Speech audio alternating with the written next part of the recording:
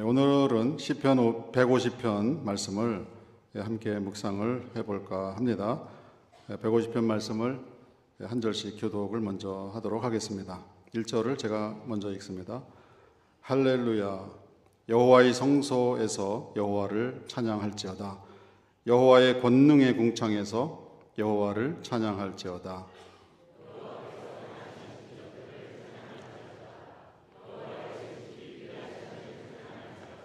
나팔들을 불어 여호와를 찬양할지어다. 하프와 수금들을 뜯어 여호와를 찬양할지어다.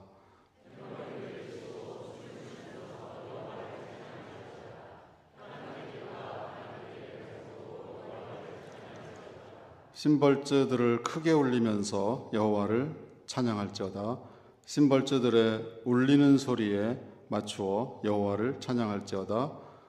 호흡이 있는 모든 피조물들은 여호와를 찬양할지어다. 할렐루야. 아멘. 여호와를 찬양하라, 이런 제목으로 말씀을 나누려고 합니다. 우리가 교구 찬양제도 하고 또 찬양에 대한 우리 마음을 정리하고 할 때마다 우리가 되새기는 것은 한 가지 분명한 사실이죠. 우리 찬양의 대상, 우리가 찬양하는 주제, 그것은 여호와 하나님이시다. 하늘에 계시는 우리 아버지시다라는 거예요. 저를 따라서 한번 해보실까요? 창조주 여호와를 찬양하라. 오늘 본문의 1절과 2절에서 우리의 찬양의 대상이 누구셔야 하는지를 밝혀주고 있어요. 할렐루야, 여호와의 성소에서 여호와를 찬양할지어다, 그렇게 외치고 있습니다. 여호와의 성소라는 것은 여호와께서 계시는 곳이에요. 물론 이 땅에 사는 동안에 우리가 여호와의 성소에 사는 거예요. 그러나 이 세상 역사가 다 종료가 된 이후에 영원한 세계가 이제 펼쳐지고요. 하늘 아버지의 임재 가운데 모든 성도들이 다 모이는 장면을 요한계시록에서 사도 요한이 우리에게 알려주고 있어요. 환상 가운데 사도 요한께서 예수님이 재림하신 이후에, 인류 역사가 완성이 된 이후에 시온산에 어린 양이 서 계시고 그곳에 14만 4천 명, 14만 4천 명은 구약의 모든 성도들, 신약의 모든 성도들을 말하는 숫자예요. 이 땅에 살았던 하늘아버지의 자녀들로 영원한 세계로 구속 속량을 받아서 들어간 그 모든 성도들이 다 모여서 찬송하는 그곳, 시온산 정상, 그곳이 성소가 됩니다. 하늘의 성소가 되는 거예요. 언젠가는 이 자리에 계시는 저와 우리 성도님들 모두가 사도 요한이 2000년 전에 보셨던 그 장면에 저와 우리 성도님들도 이미 그곳에 들어가 있습니다. 영혼의 세계에서 그 시온산에서 어린 양과 함께 찬송을 부르는 그 자리에 우리가 있게 될 거예요. 인간의 역사가 끝나고 난 다음에 모든 성도들이 다 모여서, 하늘아버지의 자녀들이 다 모여서 하는 일은 여호와를 찬양하는 거예요. 아버지를 찬양하는 거예요. 마치 이스라엘 백성이 출애굽을 하고 홍해 바다를 건넙니다. 건너고 난 다음에 이스라엘 백성이 광야에서 전원이 다 목소리를 높여서 여호와를 찬양한 그 찬양과 같이 우리가 구원을 찬양하는 그날이 오게 될 거예요. 그러나 우리가 마지막 날에 시온산에서 어린 양과 함께 하늘에 계시는 여호와, 창조주 여호와, 우리 아버지를 찬양하는 그날에 서게 되겠지만은 그 찬양을 이 땅에 사는 동안에 우리가 있는 곳에서 아버지께 올려드리는 그런 삶을 우리가 더불어 살아드릴 수 있게 되기를 바랍니다. 이 성소는 이 지상의 성전도 포함하는 거예요. 또 이렇게 외칩니다. 여호와의 권능의 궁창에서 여호와를 찬양할지어다. 권능의 궁창이다 하는 것은 즉각적으로 우리에게 떠올리는 이미지가 있어요. 그거는 이 온 우주, 이 만물이 여호와의 창조물이다라는 거예요. 우리가 이 세상을 바라볼 때 우리가 잊지 말고 꼭 기억해야 되는 것은 이것을 만드신 분이 계시다.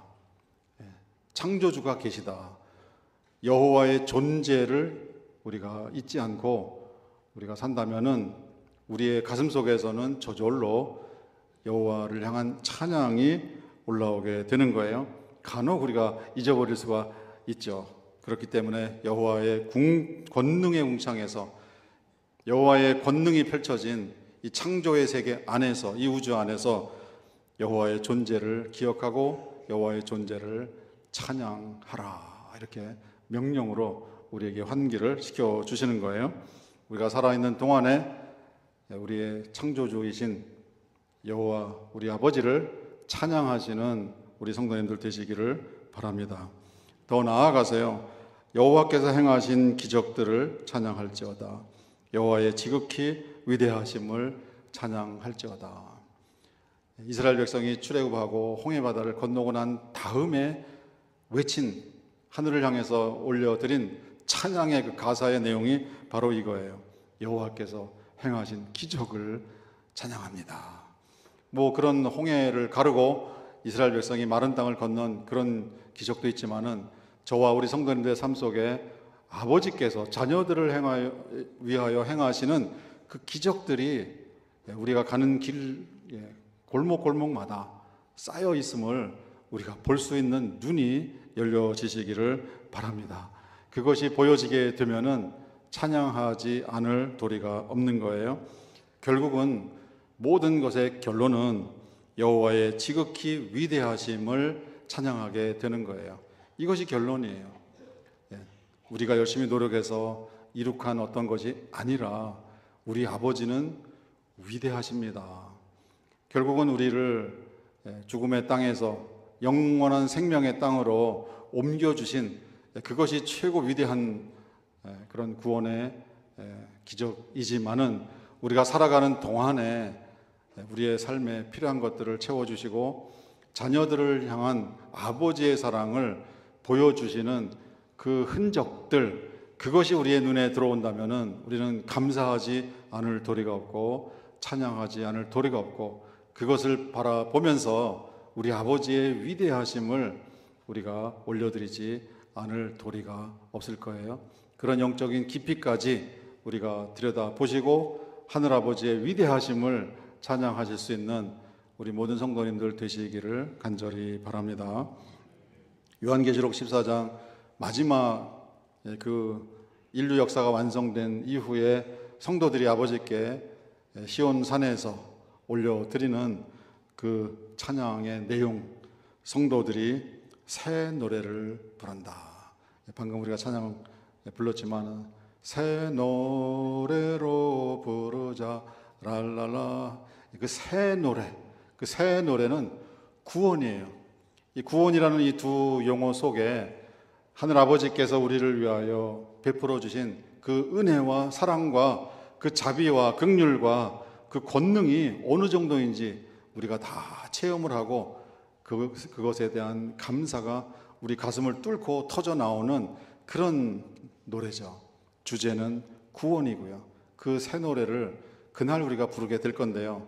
사실은 이 땅에 우리가 거하는 동안에 우리가 부르는 그 노래들의 주제가 여호와 하늘에 계시는 우리 아버지이시고 또 우리를 향하여 행하신 그 기적들 그리고 그 위대하심 그 모든 것의 결론인 구원을 이 땅에 사는 동안에 우리가 찬양하면서 걸어갈 수 있으면은 정말 우리의 삶은 하늘의 빛이 항상 비치고 또 주님의 손길이 늘 우리와 함께하는 기적의 행복인 것을 우리가 확신하시고 그런 체험을 우리 모두 누리게 되시기를 간절히 바랍니다.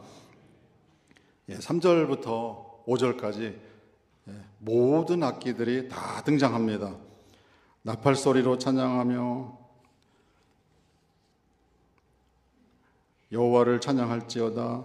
하프와 수금들을 가지고 수금들을 뜯는 거죠. 하프는 이렇게 뜯잖아요. 퉁기는 거죠. 뭐 한두 대가 아닙니다. 그래서 이스라엘에 있는 모든 하프들을 다 동원해서 아무튼 한바탕 어마어마한 이제 축제, 찬양의 축제를 벌리는 것 같아요. 하프들과 수금들 모두 총동원해서 그것을 뜯으면서 여호와를 찬양할지어다. 탬버린들을 치고 춤을 추면서 모여있는 모든 사람들이 다 춤을 추면서 여호와를 찬양할지어다. 현악기들과 관악기들 다 총동원해서 여호와를 찬양할지어다. 심벌주를 크게 울리면서 울리잖아요. 그러면 그 소리가 공명돼서 또 퍼져나간다고요. 심벌주들을 크게 울리면서 여호와를 찬양할지어다. 그 공명되어서 나가는 그 소리들에 맞추어서 또 여호와를 찬양할지어다. 현악기, 관악기, 관현악단 이렇게 하잖아요. 영어로 하면 오케스트라죠. 이렇게 잘 정렬돼서 이렇게 연주하는 뭐 그런 오케스트라 우리가 이미지를 생각하시지만은 아무튼 모든 악기들이 다 동원해서요. 뭐 타악기까지 다 포함해서 다 울리면서 또 그 앞에서 춤을 추면서 그 장면은 아마 뭐 감동의 도가니 뭐 그런 거 외에는 표현이 안 될 것 같아요. 모든 악기로 찬양하라. 근데 이 모든 악기로 하는 것은요, 가끔 보면은요, 이 오케스트라 연주하는 거 보면은 연주하는 분들이 경우에 따라서 표정 없이 연주하고 그런 경우가 있어요. 저도 이제 그런 연주회 가면은 또는 이제 뭐 TV에 그런 그 오케스트라 연주하는 그 방송을 해주잖아요. 그럼 악기 연주하는 분들 아주 흥에 겨워서 하면 좀 안 되나 이런 이제 생각도 해요. 뭐 바이올린이면 바이올린, 뭐 첼로면 첼로, 그러니까 무표정하게 이렇게 연주하는 그런 모습을 가끔 보면요, 즐거워서 하는 건가, 직업적으로 하는 건가, 뭐 이런 생각도 해본 적이 있는데요. 이 자리에 이 본문에 있는 모든 관현악단 멤버들은요, 여호와를 찬양하는 마음으로 정말 감격스러운 마음으로 연주하고 찬양하고 춤추고 하는 한바탕의 축제가 지금 벌어지는 것이죠. 모든 악기를 총동원해서 찬양하라 하는 이 명령은요, 마음을 다 쏟아부어서 찬양하라. 온 몸으로 표현을 해라. 감정을 다 실어서 표현을 하라. 그런 의미가 되는 거예요. 그것은 이 음악 속에 완전히 몰입을 해서 찬양을 하라. 그런 얘기예요. 그것은 그럴 수밖에 없는 것이죠. 이스라엘 백성이 홍해를 건넜어요. 그 현장에서 부르는 그 찬양, 그 감격이 오죽했겠어요. 방금 전만 해도 이건 뭐 사막에서 바로의 군대에 의해서 우린 다 죽었구나 했던 그런 상황이었는데 홍해를 기적으로 건넜단 말이에요. 그러고 난 다음에 부르는 그 찬송은 정말 온몸에 땀이 날 정도로 목청껏 그냥 하늘을 향해서 외치는 그런 찬양이 아니었을까. 그런 찬양을 불러야 된다. 우리의 체험이 담기는 것이고요, 우리의 전율로 느낀 그 감사와 감격이 이 곡에 다 담겨 있는 거예요. 그런 찬양을 우리가 올려드리게 되면 그 찬양의 가사가 하늘을 움직이고 하늘 보좌를 움직이고 그 찬양의 가사들이 이 땅의 기적으로 현실이 되어지는 그런 일이 일어나게 될 것으로 확신합니다.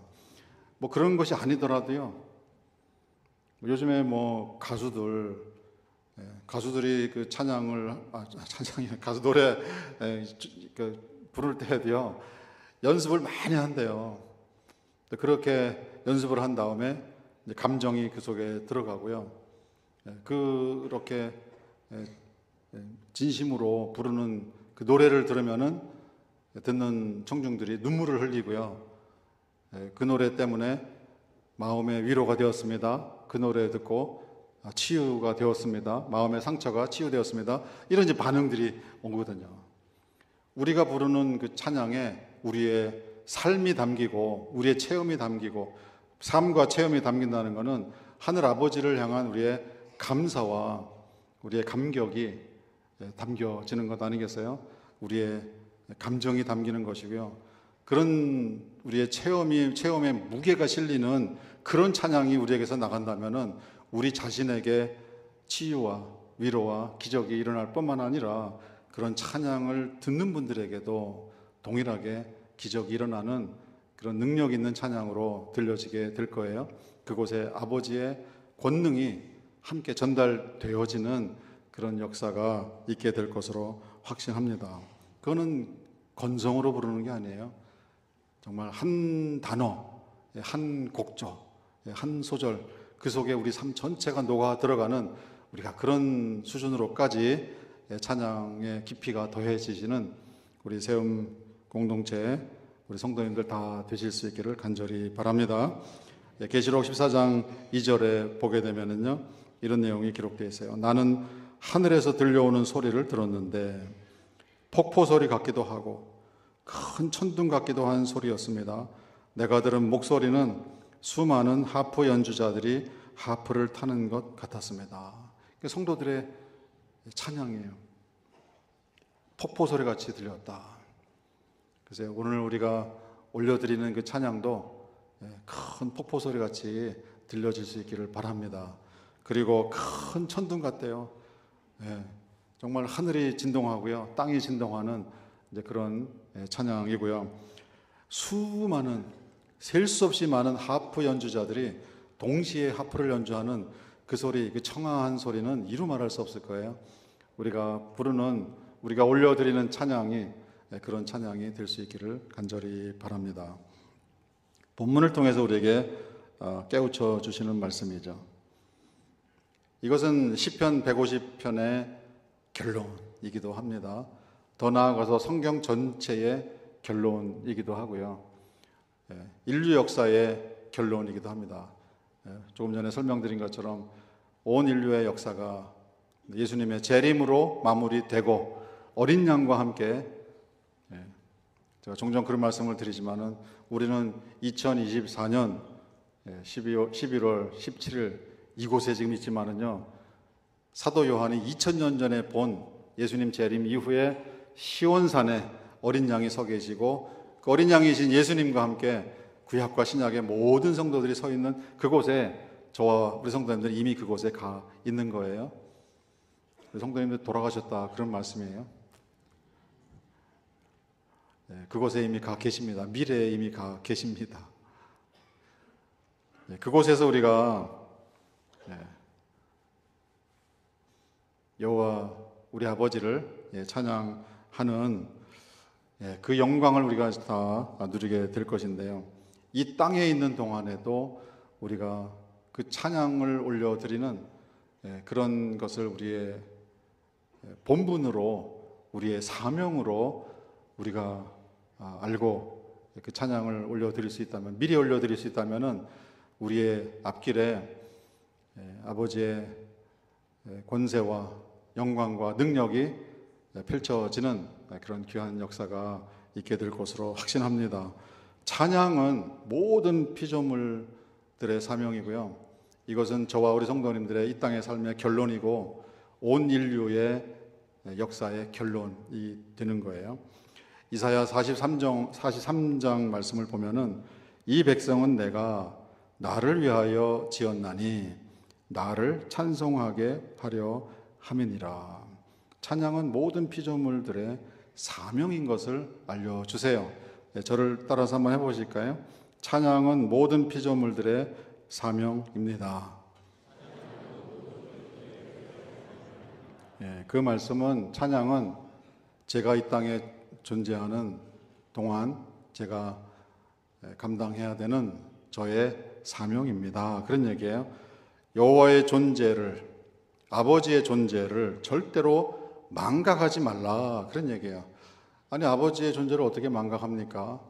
그런데 사탄은 우리로 하여금 아버지의 존재를 망각하고 살도록 그렇게 만들고 있어요. 아버지의 존재를 망각하고 사는 것뿐만 아니라 아버지의 존재를 부정하고 살도록 만들고요, 또 아버지하고 가까이 사는 게 아니라 아버지에게 등을 돌리고 살도록 만드는 그 일을 하고 있어요. 에덴 동산에서도 그 일을 했고요, 예수님 계실 때도 그 일을 했고, 2000년 세월이 흐른 지금도 저와 우리 성도님들을 향해서 그런 공격을 하고 있는 거예요. 아버지에게서 등을 돌리고 살아라. 그러나 여호와의 존재를, 우리 아버지의 존재를 망각하고 사는 것은 인류에게 가장 큰 불행이고 인류에게 가장 큰 재앙이라는 사실을 우리가 꼭 기억하셔야 돼요. 우리 아버지는 창조자세요. 우리는 그분의 피조물이에요. 그 관계를 잊으면 안 돼요. 우리가 마치 우리 인생의 창조 주체인 것처럼, 우리가 우리 인생의 주인인 것처럼 그렇게 살게 되면은, 우리가 그분의 피조물이라는 사실을 잊어버리고 살게 되면은, 그러면은 창조의 질서가, 아버지와의 관계가 다 엉클어지고 깨지고 멀어지는 그런 결과가 초래되는 거예요. 인간의 본분은, 특별히 자녀로 부름받은 사람들의 본분은 아버지를 경외하는 일입니다. 아버지를 경외하는 그 마음으로 아버지를 찬양하는 것이죠. 요한계시록 5장 13절에 보면은요, 이런 말씀이 있어요. 나는 또 하늘에 있고 땅에 있고 땅 아래에 있고 바다에 있는 모든 피조물들이 말하는 것을 들었습니다. 모든 피조물들이 말하는 거예요. 보좌에 앉으신 여호와와 어린 양에게 찬송과 존귀와 영광과 권능을 세세토록 돌릴지어다. 호흡이 있는 모든 피조물들은 여호와를 찬양할지어다. 그거는 모든 피조물들의 사명이 그거다, 본분이 그거다라는 의미도 있지만은, 호흡이 있을 동안에는 잠시도 쉬지 않고 우리의 심령 속에서 찬양을 올려드리는 그런 삶을 살아야 한다, 그거예요. 우리 성도님들의 삶에 찬양이 단절되는 일이 없게 되기를 바랍니다. 사도 바울, 우리가 사도 바울의 서신들을 읽으면 어떤 이미지를 받으시나요? 대단한 신학자시다, 참 깊이가 있는 분이시다, 이렇게 우리가 이미지를 가질 수 있어요. 예수님 더더군다나 말할 필요 없죠. 그러나 예수님을 위시하여 모든 영적인 깊은 세계에 들어가 있는 분들의 그 궁극의 모습은요, 이분들은 다 찬양하는 분들이었구나 하는 것을 우리에게 알려주세요. 물론 호흡이 있는 모든 피조물들은 다 찬양합니다. 단풍으로 찬양하기도 하고요, 바람 소리로 찬양하기도 하고요, 물소리로도 찬양하기도 하고요, 새소리로도 찬양을 하고, 모든 피조 세계가 다 여호와를 지금 찬양하고 있어요. 유일하게 인간만 찬양하지 않는 존재로 전락해 버렸어요. 그러나 사도 바울은 골로새서에서 이런 얘기를 주셨어요. 그리스도의 말씀이 너희 가운데 풍성히 거하게 하라.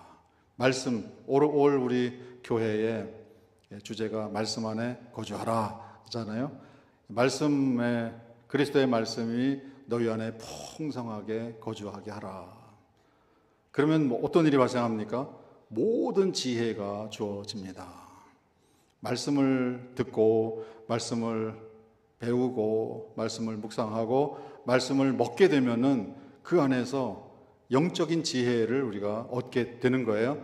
그런 지혜를 얻게 되면은 피차 서로 가르치고 권면하는 그런 어떤 영적인 조력자의, 또 영적인 순례의 길을 함께 동행하는 그런 동반자의 역할을 서로가 해주는 거예요.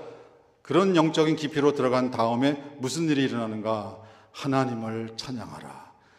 찬양은, 진짜 아버지의 마음을 감동시키는 찬양은 그 다음에 오는 거예요. 말씀을 먹고 말씀을 체득하고 그런 깊은 영의 세계를 깨달은 다음에 세상을 바라보는 시각이 예수님의 시각으로 변하고, 내가 있는 자리로 예수님 오세요, 이것이 아니라, 내 문제 해결하러 오세요, 이것이 아니라, 내가 예수님이 계신 곳으로 따라가서 그곳에서 세상을 바라보는 이런 안목이 열려지게 되면, 그 다음에 우리에게서 나오는 것은 아버지를 찬양하는 게 나온단 말이에요. 그 찬양하는 그 재료가 뭐예요? 시가 나오는 거예요. 그리고 찬송과 신령한 노래들로 찬송하고, 그리고 감사하는 마음으로 하늘아버지를 찬양하라. 이 찬양이 보통이 아니에요. 건성으로 부르는 게 아니에요. 입술로만 부르는 게 아니고요. 많이 불러서 익숙해서 부르는 게 아니라 이 땅에 있는 모든 피조물들이 올려드리는 찬양과 성도들의 찬양의 차이는 말씀의 깊은 세계를 깨닫고 그 말씀을 통해서 하늘 아버지가 나하고 관계에서 어떤 일을 행하셨는지 그 영적인 세계를 볼 수 있는 눈이 열려지고, 그리고 예수님이 서 계신 곳에서 세상을, 내 자신을, 내가 겪고 있는 상황을 바라볼 수 있는 눈이 열려지게 된 다음에, 그 다음에 우리에게서 저절로 터져 나오는 아버지 감사합니다, 기쁩니다, 찬양합니다 하는 그 찬양에, 이 찬양은 오로지 아버지의 자녀들만 배울 수 있고 아버지의 자녀들만 부를 수 있는 그 찬양이에요. 그 찬양을 오늘 오후에 우리가 함께 올려드릴 수 있기를 바랍니다. 그 찬양이 우리의 가슴을 뚫고 나오는 영의 찬양이 되어서 우리가 부르고 우리가 듣고 하는 그 찬양의 가사들이 전부 하나도 빠짐없이 저와 우리 성도님들의 삶의 현실로, 기적으로 임하게 되는 그런 역사가 있게 되기를 간절히 소망합니다. 무대에 올라와서 직접 부르시지 않더라도 다시 한번 말씀드리지만 그 찬양의 자리에 함께 계시는 그것만으로도 우리 모두에게 큰 은혜가 임하는 그런 아버지의 사랑과 아버지의 자비의 손길이 우리 가슴을 가득 채우는 그런 일이 있게 될 것으로 확신합니다. 우리가 살아있는 동안에 우리의 영으로, 우리의 가슴으로, 우리의 깊은 깨달음 속에서 올라오는 우리만이 올려드릴 수 있는 찬양을 우리 모두 올려드리는, 그러면서 우리의 길을 한 걸음 한 걸음 걸어가시는 우리 세움교회 아버지의 자녀들 다 되시기를 주님의 이름으로 축원드립니다.